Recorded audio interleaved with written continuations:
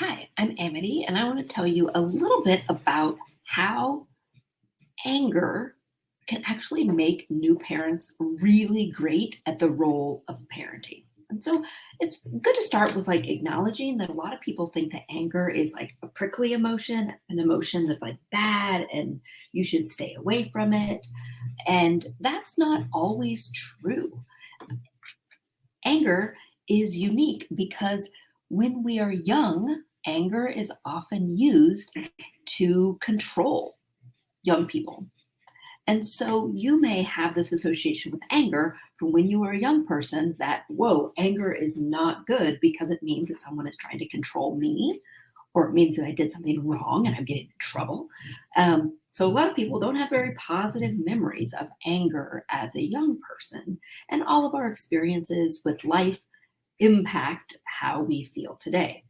So as people get older and older, one of the things that they realize is like, oh, wait, anger isn't always bad. Sometimes anger leads to me feeling powerful. And this is where there is often like a conflict with our histories around anger. In one direction, anger feels awful and should be avoided. And in the other direction, anger can bring us this place of power. And so I want to tell you a few ways that new parents can use anger to their advantage. And the first thing is to realize that you might have conflicting feelings about anger. So, anger is this core emotion, and its desire, its job is to help people set boundaries, help people take action. So, one of the first ways that anger actually helps parents is in the medical setting. Sometimes, by feeling a little bit of anger inside, that you might not be getting the right type of care for your family. Maybe you have providers that aren't listening. Maybe you have providers that are not giving you the type of care that you need. That anger, when utilized, can help people seek out a second opinion, can help people shift providers if that's an option.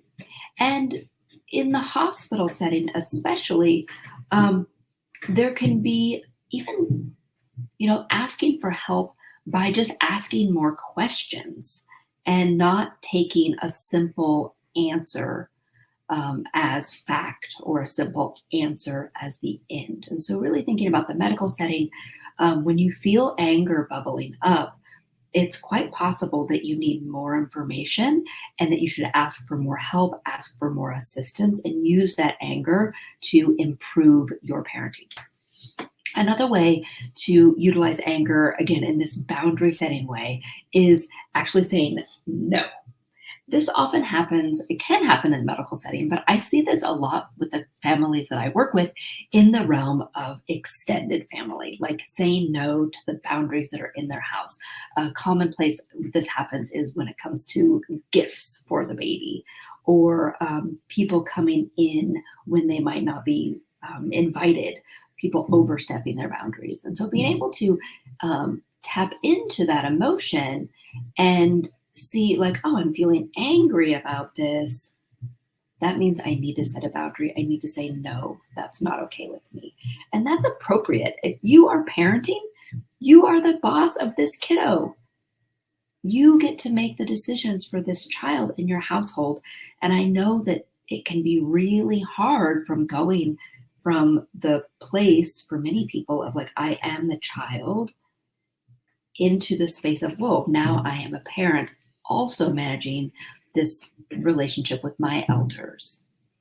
This is a fragile place for everybody. One of the things that you could do in pregnancy is actually to talk to the people in your life who might be encroaching a bit on your boundaries, or if you have a sense that someone might interrupt some of your boundaries that you create, potentially talk to them about this prenatally. So after the baby is born, some of those guidelines have been established. It may not feel comfortable for anyone, but waiting to have those conversations when you're exhausted, when you're trying to figure out all the newness of parenting, can be even a more tender space. So I always recommend have those conversations before, set those boundaries before, or at the very least, know where your boundaries are. So that's one good way that anger can be beneficial. Another way that anger can be beneficial to new parents is if you feel angry about something, say your house is a real mess and you feel like really angry about it. Frequently, someone gets angry at their partner. It's your problem. You did this. Or they get angry at themselves. Oh man, I did this. And they might be down on themselves. So they use that anger and direct it at a person. And a way that you can harness your anger in a different way is to say, okay, instead of like blaming others, I want to use this anger and I want to take action. And so it might mean, hey, we've got this closet that's really messy. I'm feeling really angry about it. I'm going to take half the day on Sunday and start organizing this closet. Can you help me? And so, really, by sensing that I have anger about this, I am going to take action and deciding on what action you want to take. That can be a really great way to use anger to help you be a great parent from the very beginning. It's important to note that there are spectrums of anger. You may not feel an intense anger, but you might. You also might feel, just a little bit annoyed. All of the spectrum of anger is something to be aware of. And if you can start finding little signals in yourself that show you that you're on the mild spectrum of anger, that's actually really beneficial because I don't know anybody that loves getting into a rage and getting really angry. It doesn't feel good. And the more frequently people get into kind of intense anger, the body has this bit of reaction where frequent anger actually can help anger happen more often. And so one of the things that's really neat is being able to know that anger is this wide spectrum.